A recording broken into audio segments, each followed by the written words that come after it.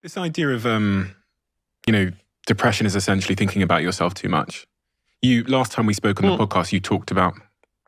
I would say, that feels to me maybe a little bit too harsh, because I think people suffer with depression, and it's a disease, and it's incredibly serious. And we think of suicide as being something that stands alone. It's not. It's a symptom of a disease called depression, right? So it's the permanent solution to a temporary problem.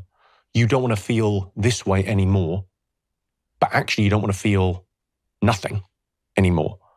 You'd like to feel better. So it's that thing of like, I don't think we talk about it enough, but I think that thing of, thinking about yourself all the time, I think it just can lead to a melancholy, a sadness. I think depression is maybe a slightly separate thing. Not to nitpick, but it feels like that's a disease. Yeah. And there's also a lot of sadness in the world. And you're lucky if you're sad. Because if you're sad, it's circumstantial and you can do something about it.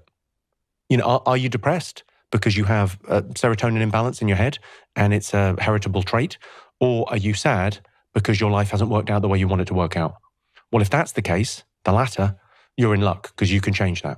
It does feel like there's a bit of a crisis going on within young men at the moment. And I think your new show on Netflix shines a light on many of the difficulties that young men are facing.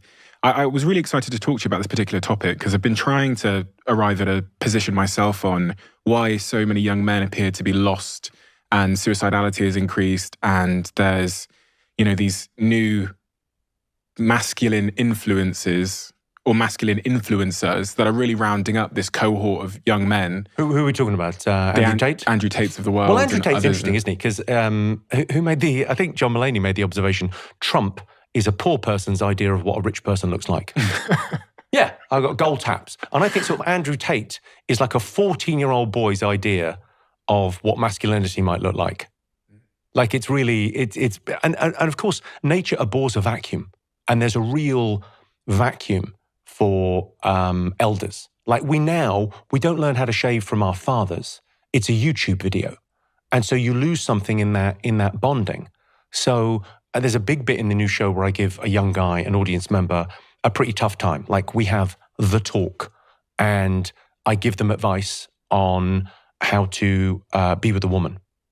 And I'm not wrong about anything. It's really funny and it's really rude, but I'm not wrong about stuff.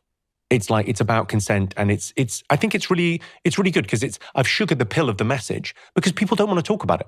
People go, it's obvious what consent is. Yeah, not to 17-year-old boys or girls. It's like, actually, what does that look like and how should that be? So it's a really fun routine. It's a really fun routine to perform and to write. What is it to be a man these days? Because it's quite confusing in terms, even the conversation around like chivalry and understanding, Well, people talk about toxic masculinity and easy fix. Be a gentleman, be a mensch. That's it. This is done. Be a gentleman, be a mensch. A gentleman is never rude by accident. It's Christopher Hitchens' line. Great. I don't know. I mean, my thing about young men today, if I was going to give young men advice, it would be get the right drugs and the real thing, right? In real life. Live in real life, right? So why young men are obsessed by video games, right? Obsessed. They're spending hours and hours and hours online playing video games. Why? Well, that's a proxy for career. Right, video games. You think about the levels of video games and what people do on video games. That's a proxy. That's like it's a substitute for the career that they're not having. And then they spend a lot of time, fapping to Pornhub or YouPorn or whatever. And that's a proxy for sex. And my thing would be, George Orwell wasn't right. Our power won't be taken away from us by some authoritarian master.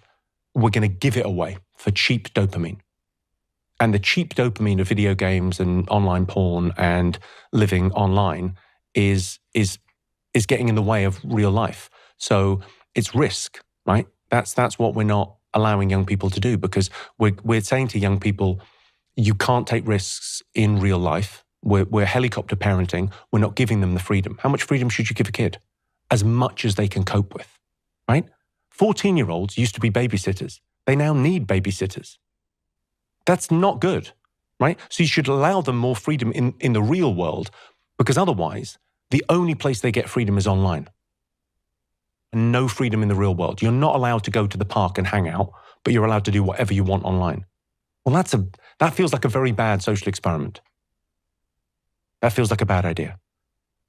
Yeah, it feels like we've inverted, Maslow, this pyramid, the hierarchy of needs, and you go, well, food and shelter and warmth and we've got all the bottom stuff worked out in our society, right? We kind of can't see it. We're not grateful for that because we can't see The hot shower. We can't see the third world, and we can't see the people in the past having a tougher time than us. So we take it for granted. But we've worked out that stuff.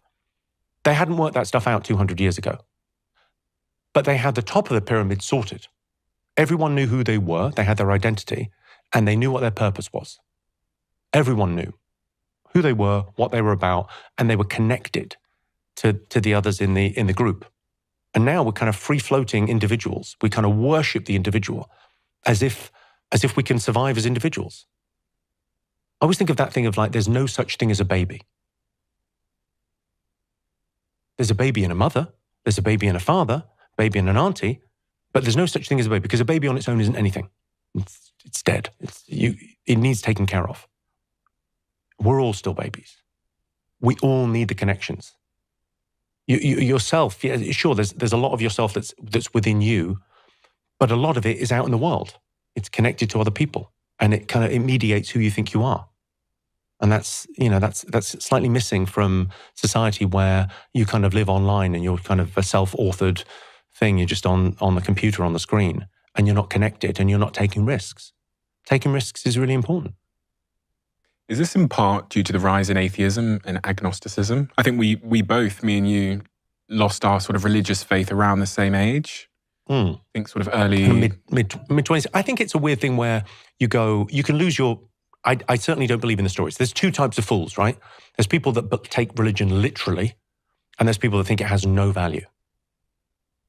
Okay? Both idiots for different reasons. Like, it works as a thing, religion. I miss it, because the reason the ceremony works isn't because God's pleased, it's because the people came together. And so I think we look for things that are proxies for religion. And sometimes that's football. It could be environmentalism, because you go, well, I need something. I need purpose in my life. I need to feel like I'm adding value. And what a great cause. I'm going to save the planet. It's a big thing to think about. It's got a religiosity to it. But I don't think that's necessarily the answer. Some people do it with politics. They think politics is going to be heaven. They're going to come up with some perfect system. I think you're putting too much pressure on politics. First time I've ever said this, actually, but when you just said, I think I miss religion, I think I miss religion. It's nice, wasn't it? It's a lovely thought as well when you lose someone that you love very much. It's a lovely thought. I mean, heaven it's a lovely thought. And I think in a way, in our culture, fame and fortune has replaced heaven. It's the land of milk and honey, and where you can feel like you're everything's okay, everything's taken care of, and it is good. But it's not heaven. I don't believe in an afterlife. I believe in a next life. So I don't think anything happens after you die, but I think you can have a next life, a very different life. So it's interesting. You're at this point of your life when you're thinking about, well, we might start a family. It's a whole other life. It's a whole other, you'll hardly recognize yourself. You and your partner will be saying, what did we do? What did we do all day?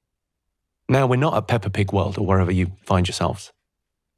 It's really just struck me that I do kind of miss religion, but it feels like when I lost my religion, I put a backpack on, a backpack full of weights on. And I think that's what the responsibility and individualism is. I mean, for me, the loss of religion was a rush of blood to the head. It was like, this is my life, and I need to make good on this, and I need to live it.